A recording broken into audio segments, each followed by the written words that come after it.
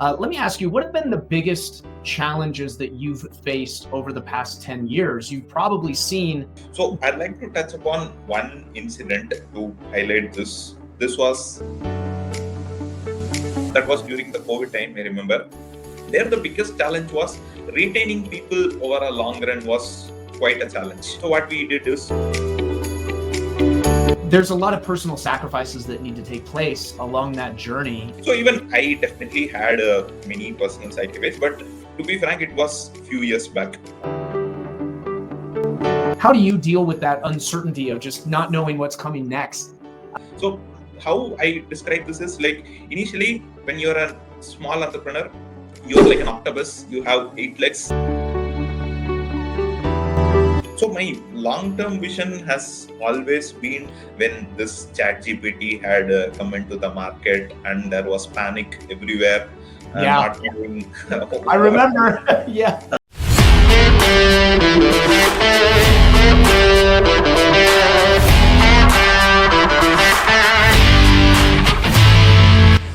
Hello and welcome to another episode of the Messy Middle podcast, where we don't just celebrate the founding of a company or the exit of a company, but we celebrate the messy middle, where everything happens, where all the growth is put together to make a company successful.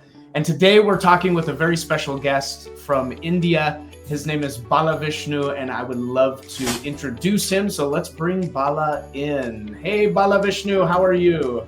Hey, hi, Troy. I'm good. How about you? Doing good. Doing better than I deserve. Awesome. And let's get started just by giving an overview of yourself, your background, and your company. What do you guys do over at Techno Tackle? Sure, Troy. So I run this software development company by the name Techno Tackle, based out of southern part of India in the state of Tamil Nadu, in a city called Coimbatore, which is a tier 2 city. Been running this company for nearly a decade now. We are majorly into services like digital transformation, staff augmentation, and managed dedicated teams. So currently we have about 75 full-time employees and another 40 full-time contractors. We have delivered over 500 plus custom applications to around 300 plus customers worldwide. And one more interesting thing about me is I have started a YouTube channel a year back, and I've been sharing some nuances about software development, which seems to be getting more and more traction. So that's about me. Very cool. Very cool. And I'll tell you what, building a business today, you definitely have to be on your media game. So I'm glad to hear that you're doing a lot of interesting things on YouTube, video, etc. You know, a lot of people shy away from video, but I always say that most people, but because most people don't want to be on video, it's a tremendous opportunity because not many people are doing it. So definitely good that you're doing that. I think that's great. Right, especially on B2B, many people don't do. B2C, it's quite mandatory. I think in B2B business, many don't prefer that. Yeah, that's absolutely true. Absolutely true. So it's a good way to stand out. I always recommend it. Well, good. So over 10 years in business, 70 plus employees, you've got quite an operation there, and you've done a lot of projects as well. Let me ask you, what have been the biggest challenges that you've faced over the past 10 years? You've probably seen a lot of challenges over the course of 10 years. What are some that stand out that you can talk about? Sure. Let me break this down into different phases, because in each phase of the journey, I had a different challenge. So let me break this down into few different phases so that I can better answer it. So when we were less than 10 people, like the initial first year of the company, there the biggest challenge was hiring. Because since we were a new company and we were a very small team, people were scared to leave their current job and then come to us, because they didn't know how long we will survive. Hardly even we didn't know how long we will survive. We were all experimenting, right? So that's how the initial year goes. So there the biggest challenge was to convince people, especially the talented, experienced folks, to leave their current job and come work for us. That's the biggest challenge in the initial phase. And in the second phase, when we were like 2 to 3 year old company and we had around less than 30 people, I would say. Here the biggest challenge was I was involved in almost all parts of the company, be it hiring. I used to code back then, so I used to sell the software, and part of the software I myself used to code. I used to take care of the payrolls, leave management, whatnot. I even used to do quality check of the software, everything. Basically, I was the all in all. So it was like overwhelming for me. And when one person is in too many things, nothing is going to be efficient. Everything is there but not really there. That's how it was. So that time my biggest challenge was to create the right process, systems and structures in place, and to groom the next line of leaders so that they can take care of some of the things in the company, so I can focus on one thing. So that time, making the company less and less dependent on me and making it run in an autopilot mode was the biggest challenge in the second phase. In the third phase, when we were like around a 4 5 year old company, we had around 50 people, etc. That was during the COVID time, I remember. There the biggest challenge was retaining people over a long run was quite a challenge. So hardly people used to stay 2 to 3 years with us and then keep jumping, and again we'll have to build talent from scratch. It was quite tiring, to be frank on this. And to add fuel to the fire, COVID created a lot of demand for developers, and since we were a small company, we didn't have enough cash to compete against these cash rich funded guys who used to offer double or triple than what we offer to our developers. So retaining was quite retaining, and even hiring was a bit difficult that phase. So what we did is like we created our own in-house training team to take care of that. And currently the final phase, currently like when we are like 60 70 plus in the current one, the biggest challenge is to get enough work for everyone. Now we have enough number of people to keep everyone at a high efficiency and to make sure everyone is engaged. That's a bit of challenge, a bit of the sales and marketing front, I would say. Yeah, I love how you did that in the different phases, because those are exactly the phases that most startups need to go through.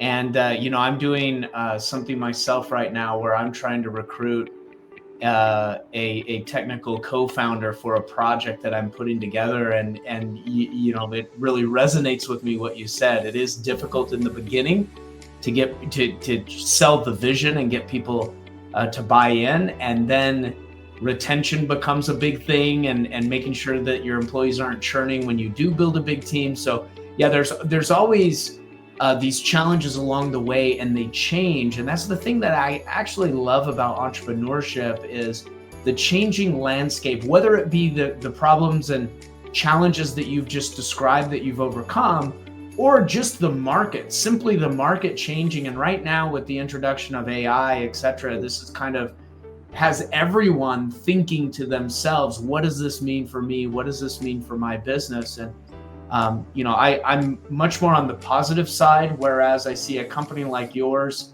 you could look at it one way and think, oh no, this is going to blow us out of the water. But also I think you can harness AI to make your guys 10 times more productive, and simply enhance your margins and your efficiency. So we've got a lot of change coming, and the phases that you mentioned are very familiar to me, and I know a lot of other entrepreneurs. So thank you for sharing that, and it's great to see that you've overcome all this over the course of 10 years. Awesome. Okay, so Balavishnu, building a company, especially over the course of 10 years, and a startup like you have, there's a lot of personal sacrifices that need to take place along that journey. And a lot of us tend to not talk about that, but I love to just hear some of the personal sacrifices that it requires in order to get there, because I think we need to be transparent with younger entrepreneurs that are getting into the game and wanting to play in this game, like really understanding what the implications are of some of the personal sacrifices. Now, I personally believe with the companies I've built that the personal sacrifices are worth it, but they're real.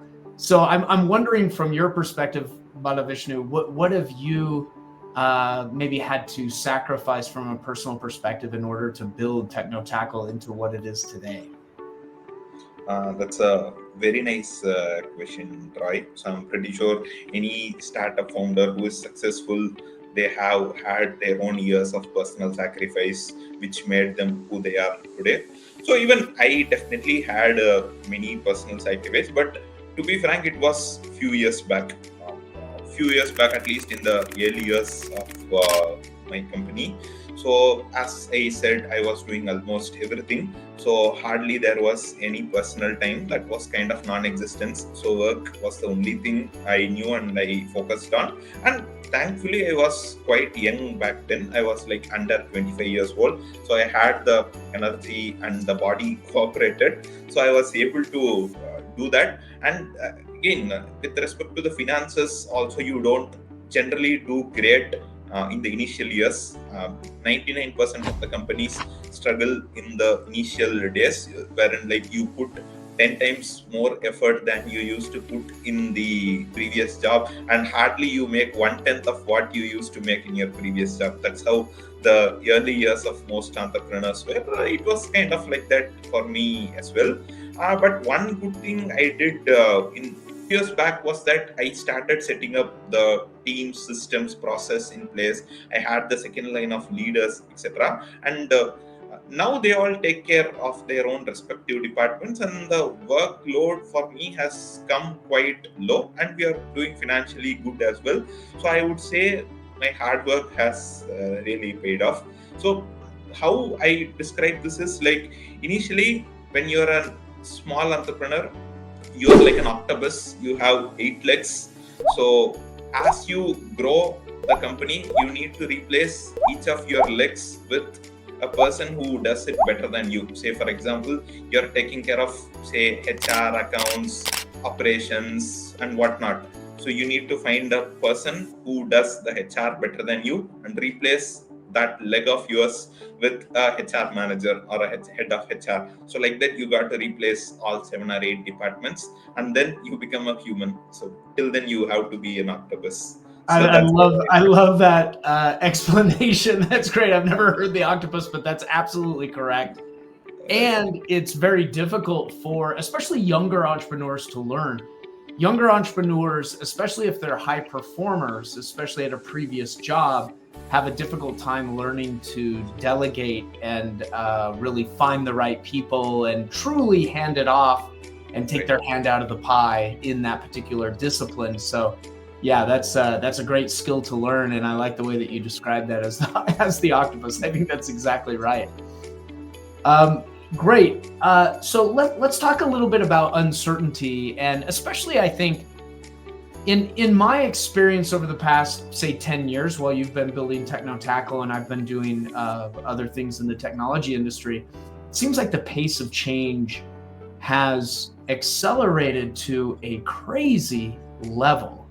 It's both extremely exciting, and I'm bullish for the future with all of this that's going on. But the pace of change has never ceased to accelerate, and therefore seeing what's next around the corner becomes a big challenge and a difficulty. I'm wondering how do you deal with that uncertainty of just not knowing what's coming next?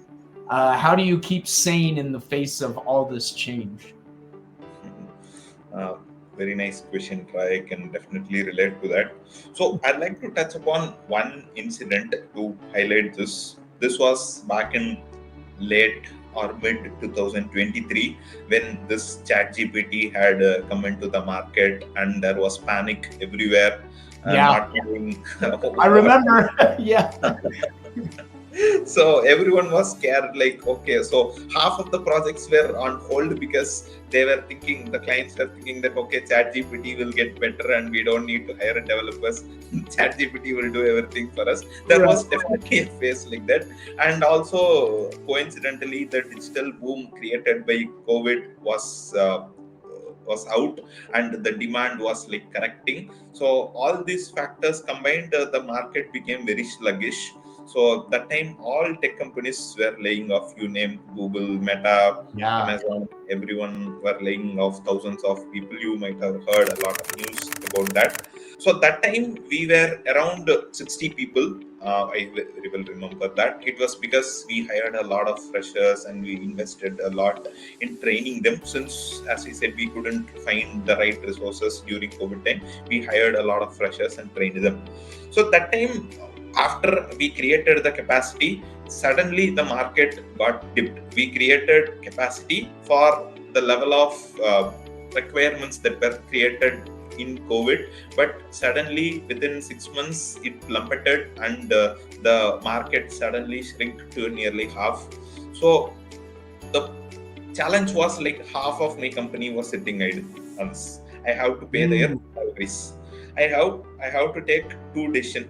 Either follow what all other companies does and fire half or near half of the company and run the company with the other half who were in projects and contracts and were making money, or burn your profits, whatever is being generated by the other half, and use your cash reserves, burn the profits, and survive till the market recovers. And no one knows when it recovers.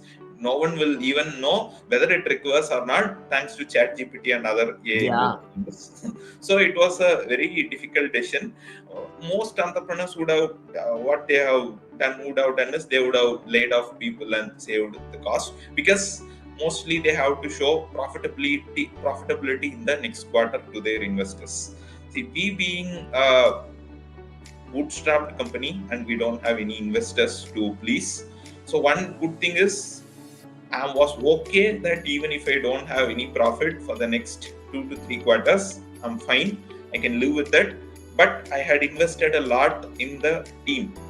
Tomorrow, if at all the market recovers, to get these kind of 30 people again, I need to spend at least 3 times more than time and money. So I realized that. So I said that, okay, I'm not going to fire anyone. Let everyone be there. We will keep exploring what new we can do. We'll keep expanding our technologies. We'll keep trying new products. We'll build some internal tools for productivity. Whatever people idea had in mind, we started doing that, and we even branched out and created a training company. Since we had our in-house trainers and we didn't want to fire them, we created a separate entity which takes care of training college students, etc. So that one decision was very painful for few quarters, but thankfully the market recovered and now we are doing pretty decent. And I think that was one of the good decisions I taken. And where it helped us is, that time we told everyone, we had a Zoom meeting and we told everyone that I'm not going to fire anyone. All of you are in good hands. Just make sure to deliver your best so that we can all come out of this soon. So they all did, and 90% of those people are still with me.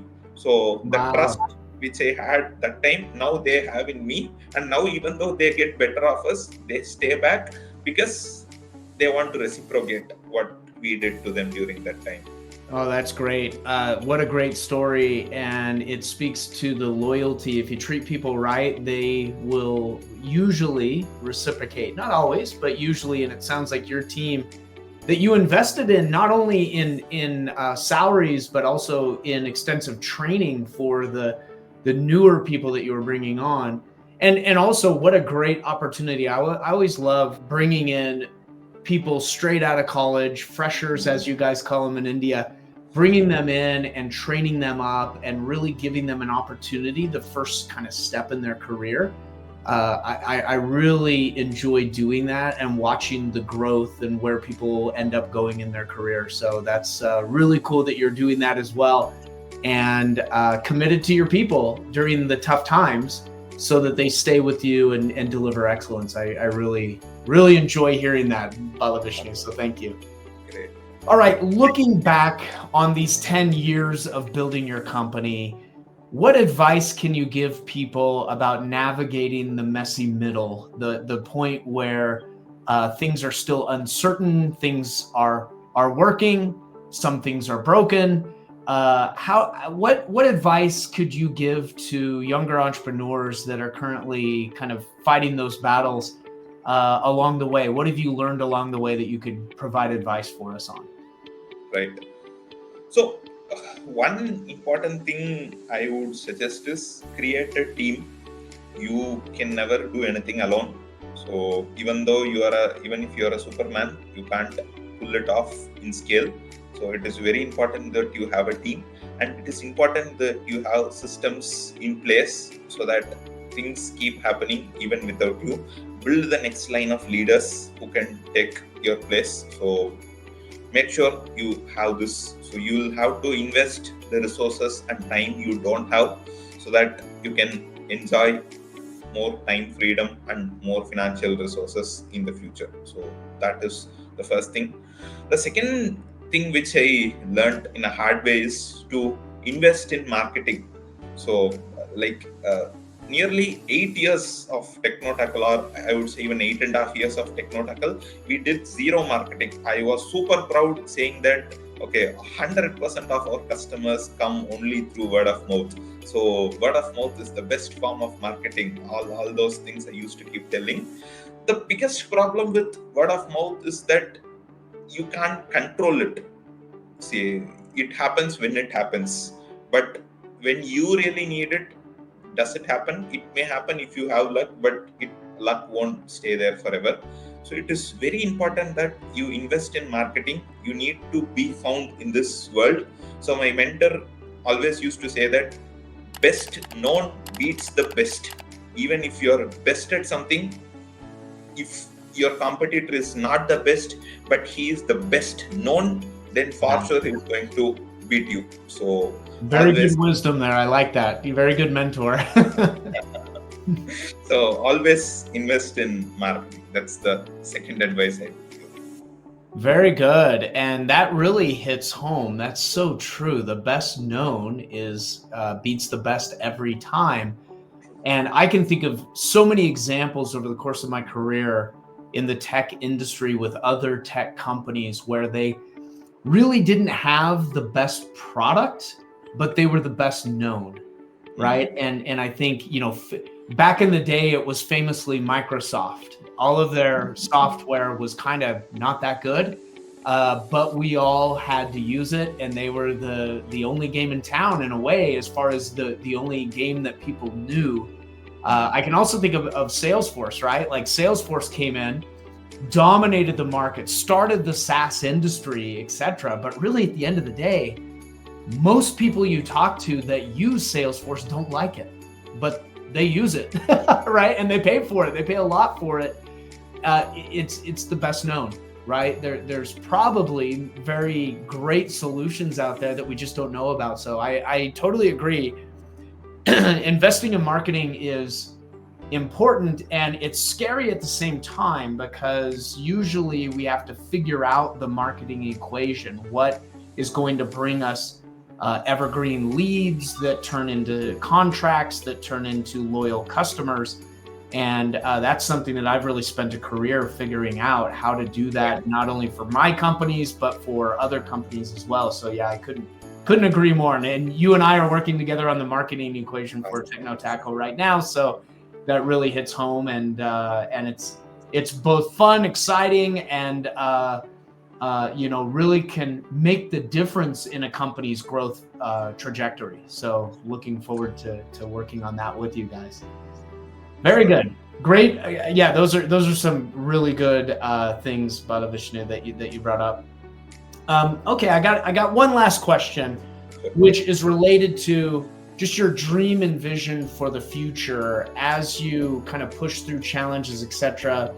How do you see Techno Tackle evolving over the next, say, 5 years? Right. So my long-term vision has always been to create more job opportunities. That's what makes me wake up from the bed and work day to day, not money. That's been the second motivator. So I want to employ at least 1,000 people in my lifetime. So in Techno Tackle. So that's my long-term vision. We are working towards that, and to make sure that happens, it is very important that I invest in the right skills and make sure we get enough opportunities presented to them, so they can also grow in the career, and they can grow financially, and they can grow the company also along with them. So as a company, we are getting more and more mature as like what we should focus on and what we should not focus on to get to that vision. So Yeah. that's about it.